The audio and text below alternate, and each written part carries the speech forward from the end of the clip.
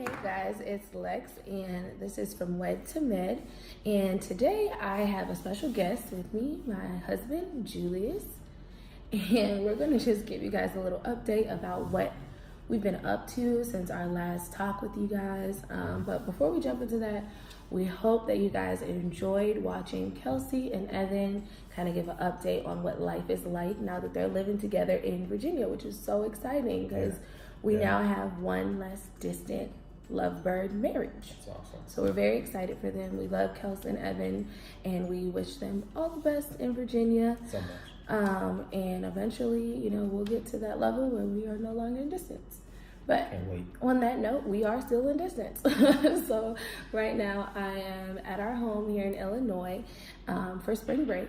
So I'm here for a week, and then I'll be back in Virginia finishing up at Hampton with my master's in medical science on May 12th. So I am excited. And then the following week, Julius is going to be graduating with, Yes, with my MBA in finance. Can't wait.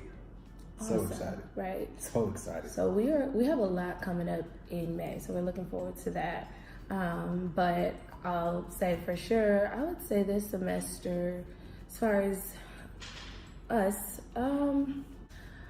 I'll give it like a up and down, like we're always, the best part about it is Julius and I are best friends, like we're really great friends. So on days when he's stressed from work or school, or days that I'm stressed with work or school, and we might not have as much energy that we should have towards each other, we can always, come back to the friendship. No? Of course. I mean, I hope that we do. What happens for you if not? If we on the days when we're busy, because we're both in school. We basically have a system.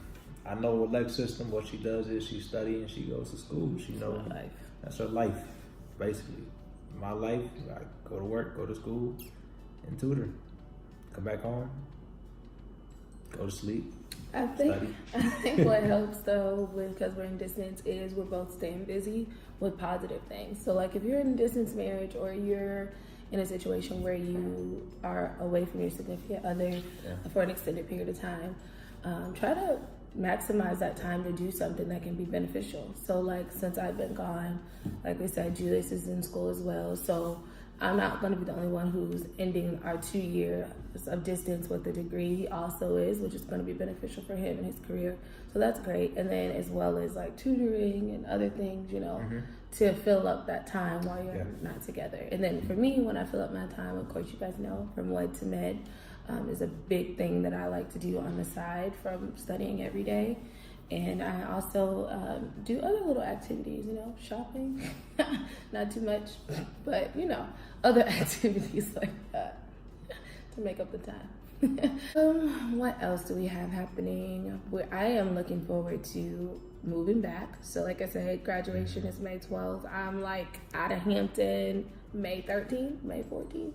May 3rd, we leaving that Monday after. Like, like the car's gonna be packed. Yeah, I already give everybody my hugs and stuff. Deuces. See me at graduation. Not to be rude, but because we have such a short window, like his graduation is the 19th, so we don't have much time to drive that 15 hours, 14 on a good day, for extended time. Yeah. But so far, what I think I learned the most about us being in distance marriage is how important it is to communicate, one, and two, choose your battles. Like everything really isn't worth the fight. Everything really isn't worth the fight. Not at all. Not at all. You have to know when to take your L's and take your losses. But more so if you're the husband, it's a lot of L's. I don't ever want you ladies to think that. Don't ever think that to be true. It's choose your battles, because especially when you're in distance, because you're not able to be in the same area or same room with your significant other and with your spouse. So when you do get into certain frustrations or arguments or whatnot, or different differences, you have to choose wisely and think, okay, is this really worth being mad about or arguing about, or what's the deal? So And just also, like he said, you know, one thing when you fight in a distance, it's easier to stay mad longer, right? Because you don't have to see that person. They're not in your face. If you get mad, you be like, go about my day, I'm not answering the phone. But that's really not helpful, especially in a marriage, because you want to be able to talk through all of your situations and your issues. Maybe you can't talk at that very moment. Maybe you need a day or a couple hours or whatever. But in distance, we already have physical distance between us. So adding emotional distance or communication distance just makes it worse. And the further you push each other apart, you know, it's opportunities for things that you don't want to happen. So it's best to try to talk through those things. Yeah. And what may be important to, you know, your spouse may not be important to you sometimes, or what may be important to you sometimes may not be important to your spouse sometimes, but yet you got to put in that effort to at least try to understand it the best you can, you know, and understand where they're coming from. I like everything that you like. What are you talking about? No, but that's true. So I guess that goes into picking your battles. And also sometimes you have to just keep the other, well, not sometimes, all the time you're married, you should keep the other person in mind. You know, like when you're starting to think about what would Alexis want to do today, or what am I probably thinking about today, you know, and then, oh, okay, well, how is Julius's day going? Or how did his test go? Or how is studying go? Think, well, did I ask Julius how his classes are going today? Like, how are they stressing you out? So I try to make sure that I'm also asking questions for him as well. Please ignore all this happening. I can see all that. But anyway, so that's important. Also, this semester, we're going to try to make more trips to see each other. Last semester, we didn't get a lot of traveling back and forth from Chicago to, that kind of put a little bit of friction between us. But then also understanding and realizing that this is our last year. Mm-hmm. It's grind time. You know, it's time to, you know, buckle down on what we need to buckle down on and make things happen, and make sure we understand those, you know, those commitments and those things. That, all right, well, let's stay focused on what we're here for. Mm-hmm. Let's get it done, and let's get back to living under the same roof. Yes, and I guess I'm going to have to rewatch Kelsey and Evan's video on that so they can give me some more advice on living under the same roof. Because Julius and I, after we got married in June, we lived together under the same roof for about 2.5, 3 months, and then I left. Yeah. And I went to Virginia. So it's always kind of just been like an extended visit. It hasn't felt like, you know, this is your permanent residence, which obviously it should, because this is my permanent residence for the moment. So that will be an adjustment when I get back here. But overall, it's really not bad. I mean, Julius and I have pretty similar ways that we like to do things in the house. Like, you know, we're pretty, we kind of know each other's system, I guess. Yeah. Certain things that, I don't know, certain things that kind of are different, I would say, for me, what is one thing that I would say is different? Julius likes to wash his clothes and fold them and just kind of let them chill on the couch with them, like little couch potato clothes for a couple days.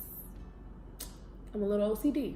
For example, I did laundry today, washed, dried, folded, and put them away all in one day. You know, I like it to go in order. Julius will wash, dry, fold, let them sit for a week, and then put them away. But I mean, like, that's not a major thing. It's just something different. What's something that you have to adjust with me? Alexis likes to take a lot of long, hot showers. Very long. And not that crazy long. And not that long. Amount of time in the shower. Showering is important. That's hygiene. It's key. And so by the time I gotta get in, it's freezing cold, and it's to the point of hypothermia sometimes, just because there's no hot water. Or sometimes also Julius is an exaggerator.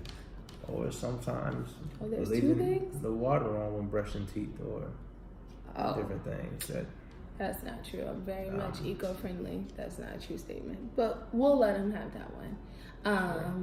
Yeah, so like small things like that, I think is just involved with living alone. Like we both live on our own, right? We don't really have anybody saying, hey, put those clothes away, or hey, you're in the shower too long, or whatever, you know. So just adjusting to that kind of thing. But overall, I really do like being home. I love being home. It's gonna be sad on Sunday when I have to leave, but one exciting thing is we are praying that that'll be our last send-off, where we're going somewhere for a long amount of time or to live, you know. So we're praying for medical school interviews and acceptances to be in this area, or if not, in an area where his company is also located, which is really awesome. With the luxury of his company, they're like everywhere, so that kind of helps with the application process. But we're definitely praying that this is our last go round of distance in this semester. So yeah, that's kind of what we've been up to. Some fun things since I've been home. We got to go see the musical Hamilton. I don't know if you guys have seen it, but it's awesome. What other fun things we've had? We eat a lot. Right, but you know what? I'm actually really proud of myself this trip. I cooked a lot this time, guys. Normally, when I'm home, we go out to eat every night, just about. Yeah. Right? Right. And this time I cooked at least 4 meals since I've been home. It's pretty awesome. And I think I can cook. What do you think? She is an amazing cook. I even baked a cake for his birthday. Caramel cake. Which is fun. See, so you know, it's fun. It was lovely. You get to have some fun, do like a little date night thing, and then also enjoy being at home together, just doing everyday regular things like cooking dinner. So we are really happy that our stint of distance is coming to a close. Finally. And we hope that if any of you guys are out in a distance marriage or getting ready to, that you can learn from us as well as the Smiths that it is not impossible and it doesn't last forever. These are temporary things. So just, you know, keep that communication open between you and your significant other. Plan fun things when you do get a chance to see each other. Yeah. Don't fight over crazy things, right? Don't sweat the small stuff. And forgive each other, you know, because again, you gotta adjust. You're not used to being in each other's space that often, so. Yeah. But it's not as bad as you might think, and it's crazy to think that it's already been 2 years. In the process, you feel like it's slow, but looking back, it went pretty fast. So. And just a reminder, we have a different situation because when we got married, our first 2 years of marriage has been in distance. Not a lot of people can handle that or go through that. Not a lot of people that I know, just speaking from our experience. So that's also something to take in mind. But distance in it all is definitely, you know, something to what, deal with is the right word, or cope with. I was just thinking. Handle. Think of it as a temporary thing, you know. It's not forever. Try to focus on the positive. I think that's one of the biggest things that helped me. If all you can do is talk on the phone, value that phone call. Try to make it, as good as it can be. Ask each other how your day is going. All those small things are really big when you're in a distance marriage. FaceTime. He's an Android user. FaceTime is what he meant to say. But yeah.